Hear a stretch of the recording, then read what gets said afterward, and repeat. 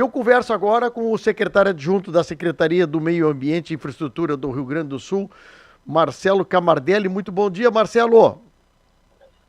Muito bom dia, Fábio. Bom dia aos ouvintes da Rádio Acústica. É um prazer estar com vocês nesta manhã. Oi, para nossa alegria também, viu? Semana passada eu vi a nossa secretária Marjorie Kaufmann entregando ao pessoal da Aeromote o novo progresso que vai ter na nossa metade sul em Guaíba, licença de instalação, né, Marcelo?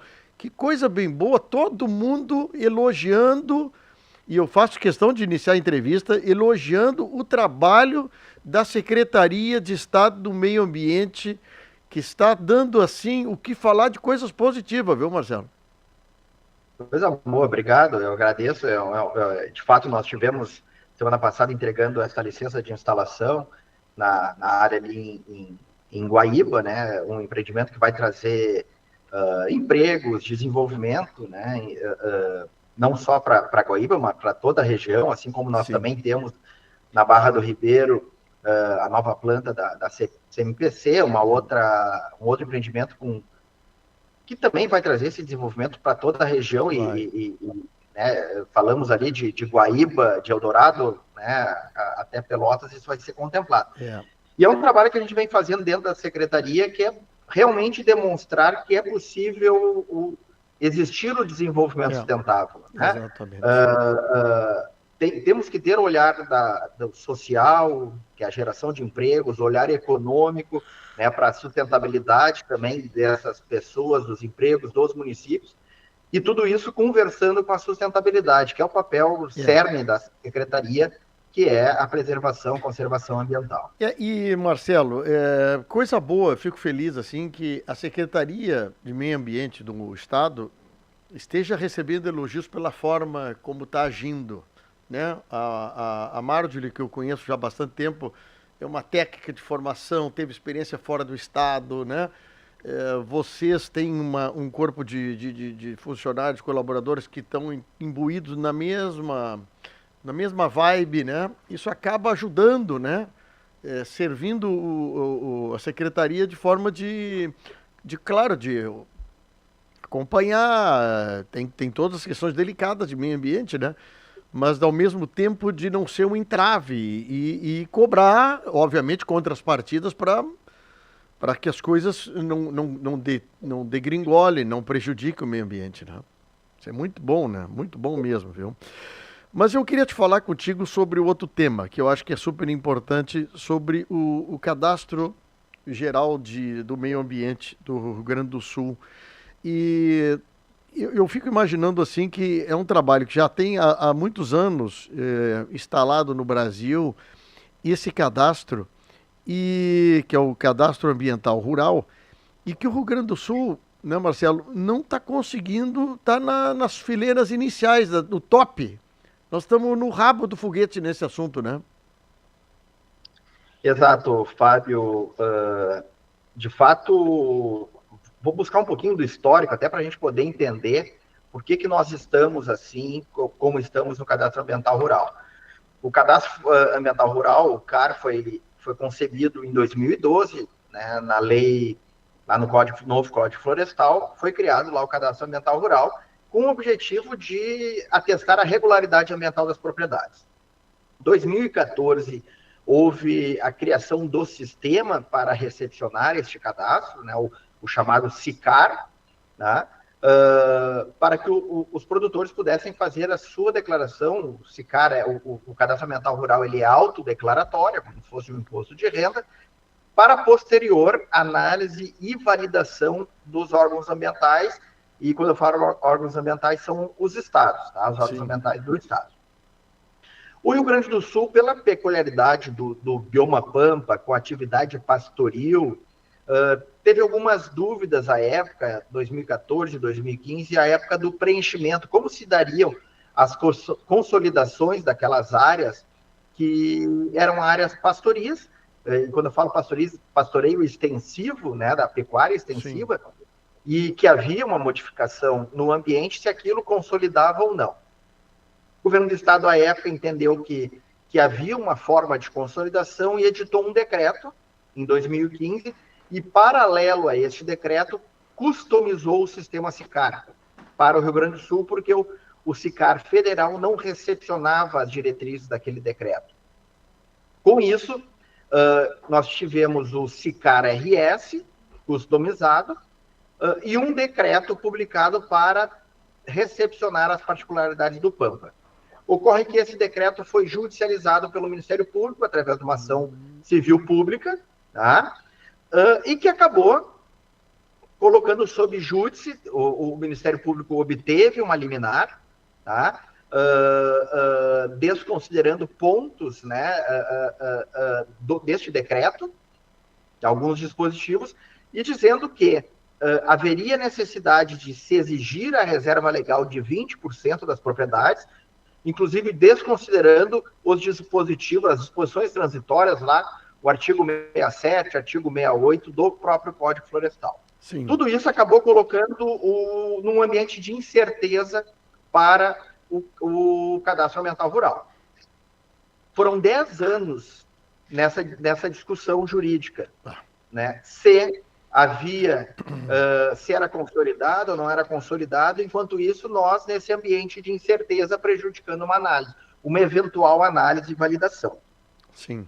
Ocorre que agora, em janeiro, nós conseguimos celebrar um acordo com o Ministério Público, o Governo do Estado e as entidades de classe, FETAG, FARSUL e Federarroz, acerca dessa ação civil pública, né, reconhecendo o cumprimento do Código Florestal, inclusive em relação às disposições transitórias às áreas consolidadas. Com isso, a gente cessa esse ambiente de insegurança em relação ao Pampa, que ocupa 68% do Estado, e nos permite avançar nessa análise. Para avançar nesta análise, que nós já iniciamos um primeiro passo em agosto do ano passado, já acreditando neste acordo, né, que este acordo seria possível. Sim. Nós tínhamos o SICAR-RS, que eu falei ali no início, que foi customizado para o Estado, e este SICAR-RS, ele estava defasado.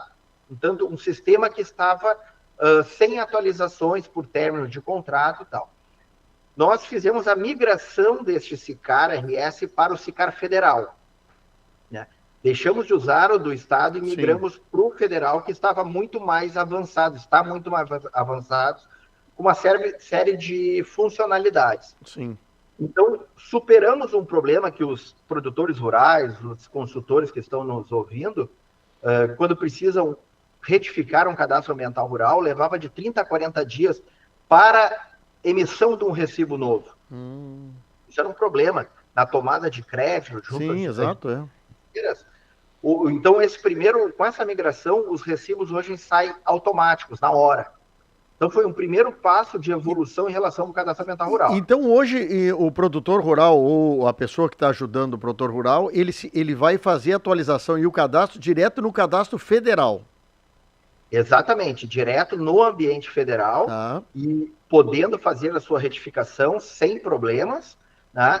E um novo recibo, mediante aquela retificação, resultado daquela retificação, acaba saindo, né, de forma imediata, não tendo que aguardar uma sincronização que levava um mês praticamente, ou até mais. Ajuda muito, né?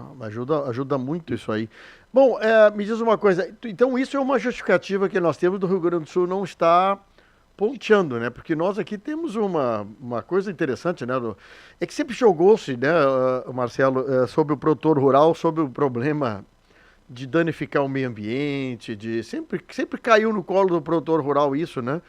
Tu é formação de agrônomo, tem MBA, quer dizer, tem um cara que tem conhecimento nisso sobre o produtor rural, que ele precisa da margem estar mantida, ele precisa da árvore estar mantida, ele precisa da fonte dentro d'água estar mantida, e muitas vezes cai sobre o grande guarda-chuva, que o grande culpado é o produtor rural.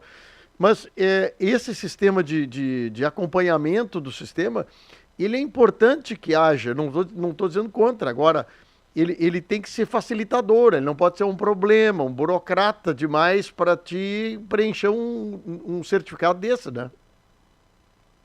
Exato, Fábio. Tanto o cadastro ambiental rural como qualquer outra, uma licença, uma outorga que o produtor tenha que tomar, que o empreendedor ele não pode viver uma gincana, né? Yeah. O Estado tem o seu papel de comando e controle, precisa licenciar, precisa outorgar, isso é segurança ambiental para todos nós, mas também não pode ser uma via crucis, uma gincana. Yeah. Nós temos que ter sempre regras claras, objetivas, com sistemas céleres, que dê segurança para quem licencia, para quem empreende, para quem fiscaliza, e o cadastro ambiental não pode ser diferente.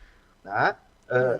E o próprio cadastro, o CAR validado, analisado, com o seu programa de regularização ambiental para atender aqueles passivos que o produtor, por eventualidade, possa ter, ele tem que ser fidedigno, correto, e ele serve como um atestado de regularidade ambiental para aquela propriedade. Sim. Ele vai trazer segurança para aquele produtor, né, até mesmo para a comercialização de seus produtos. Hoje as instituições financeiras exigem, os mercados internacionais exigem, os grandes compradores exigem, então nós precisamos colocar em dia isso. Pois eu concordo. Me diz uma coisa, trocando um pouquinho de tema, outro dia eu estava conversando com um colega teu, o seu Vilmar Ferreira, que é agrônomo, ele me falou sobre a questão das áreas preservadas das propriedades, sobre os incentivos financeiros que tem sobre preservação de áreas. Tu tem acompanhado isso, se isso está funcionando ou não? Hein, Marcelo? Nós temos são os chamados PSAs, né, os pagamentos por serviços ambientais. Né? Isso, nós lançamos no ano passado, metade do ano passado, o primeiro programa de PSA, pioneiro aqui, não só no estado, mas no Brasil como um todo, que foi o PSA para as RPPNs. RPPNs são as reservas particulares de patrimônio natural. Sim. Que é aquele proprietário, produtor rural, que destina parte da sua propriedade a instituir uma reserva ambiental ali. Tá? O que queira dar essa contribuição além da reserva legal, das APPs, enfim. Nós lançamos esse edital contemplando essas reservas, e é um recurso que nós oferecemos para quem tem esses territórios, para que ele possa fazer o seu plano de manejo, fazer a identificação, melhorar o seu papel enquanto reserva particular. Tá? Isso foi um primeiro PSA que nós fizemos. Agora nós também estamos desenhando outros, tá? Tanto PSAs para a recuperação das APPs, que foram muito danificadas também agora com a questão das próprias enchentes, né? Sim. Como também outros PCAs voltados à recuperação de áreas degradadas, né? Ou seja, é um início, é um princípio de uma cadeia de incentivos que nós estamos trabalhando, tá? Buscando recursos para que a gente possa ainda mais estimular o produtor que tem a sua contribuição com o meio ambiente, né, que ele possa ser também reconhecido por isso, e quem ganha no final disso é a própria sociedade. O Marcelo, tem tido adesão nesse sistema de... Porque a gente, quando fala assim, no reserva florestal, às vezes, de vez em quando a gente acha que o termo é complicado, mas, por exemplo, nós estamos aqui na Serra do Tapes, por exemplo, onde nós vamos lá da Barra do Ribeiro até Pelotas, aqui numa área onde tem muito mato nativo, muito mato. Quando tu vai comprar uma chácara, ver uma chácara, a pessoa já diz, olha, 70% da área é mato. Eu digo, como é que se caracteriza isso para o leigo, para o produtor rural que está me ouvindo lá em Dom Feliciano agora? Ele daqui a pouco tem uma área, um mato virgem, uma coisa. Como é que ele poderia se cadastrar nesse tipo de reserva para poder financeiramente ser remunerado? Hein? Fábio, a Secretaria do Meio Ambiente e Infraestrutura aqui, ela fica disponível, tá? Ele faz uma demanda à Secretaria, tá?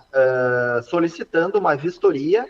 Nós vamos em loco naquela área. Obviamente, ele tem que ter o excedente da reserva legal, das suas APPs, mas é um mato que ele quer preservar, uma área nativa que ele quer preservar, tá? Instituir essa reserva, né? A Secretaria vai em loco, analisa se tem os critérios bióticos necessários, né? Enfim, se é a vegetação nativa, o grau de preservação, e daí passa por um processo de instituição dessa reserva. Não é algo que demora, não é algo que é burocrático, até por isso, interesse nosso. vocês não têm, por exemplo, convênio com as secretarias municipais para que inicie-se o processo via município ou tem que ser via Estado isso?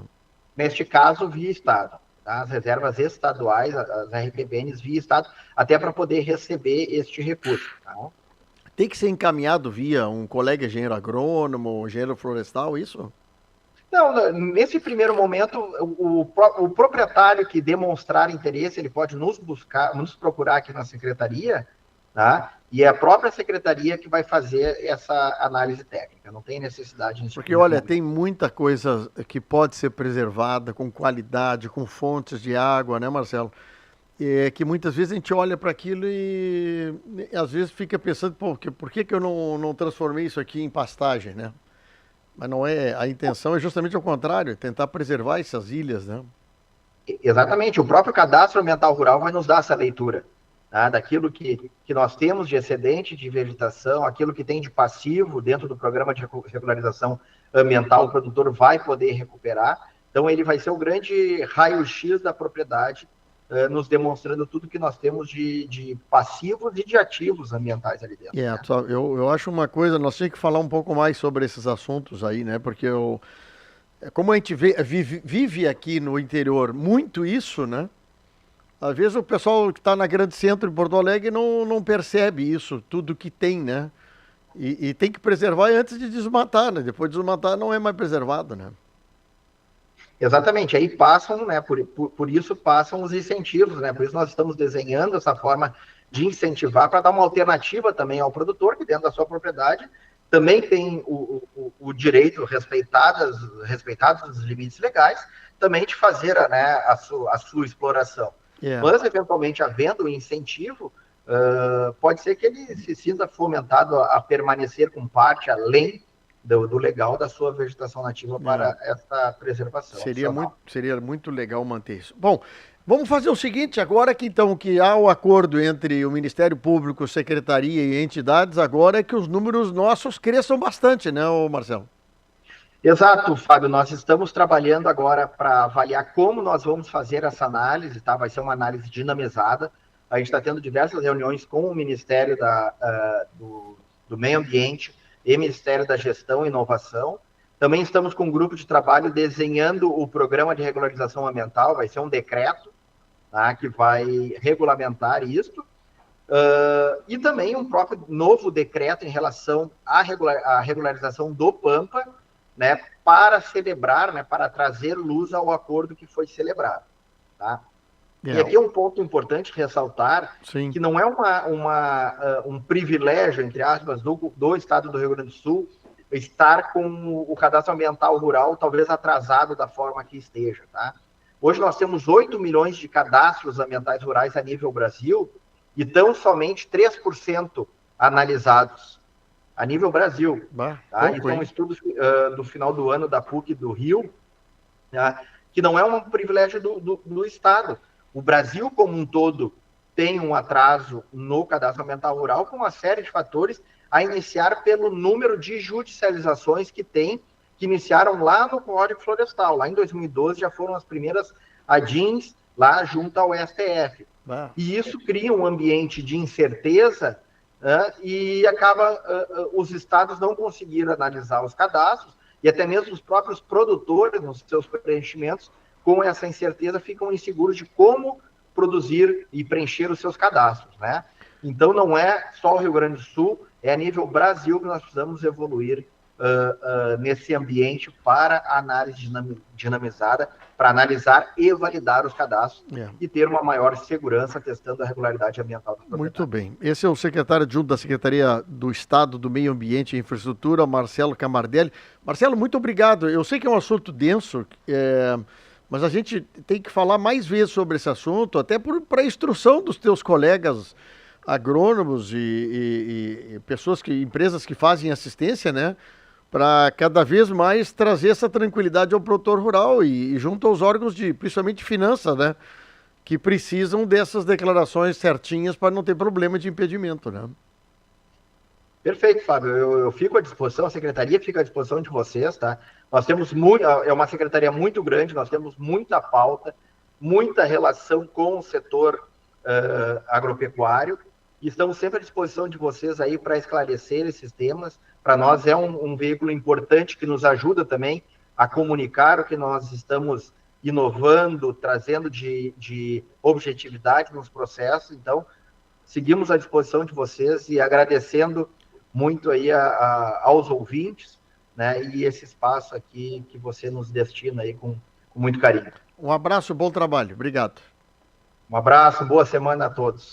Bom, são 10h31, hein? Tem um assunto aqui que eu tô buscando aqui, que o Marcelo trouxe aqui, que eu achei interessante esse assunto aí, sobre o incentivo a produtores, a proprietários que têm áreas de preservação na sua região, que isso é um assunto que teríamos que falar mais, obviamente, né? Para que haja remuneração, inclusive, né, Flávio? Tu imagina, eu tenho uma grande área preservada de mato, de fonte, dentro da minha propriedade. Daqui a pouco eu recebo um determinado valor que me ajuda e me incentiva a que eu pudesse, inclusive, melhorar a qualidade da fonte, a qualidade do mato, preservação e assim por diante, o manuseio disso. Mas a gente fala pouco sobre isso, teremos que falar mais sobre esse assunto aí. Bom, 10h32, intervalo rápido e já volto com Flávio Torino.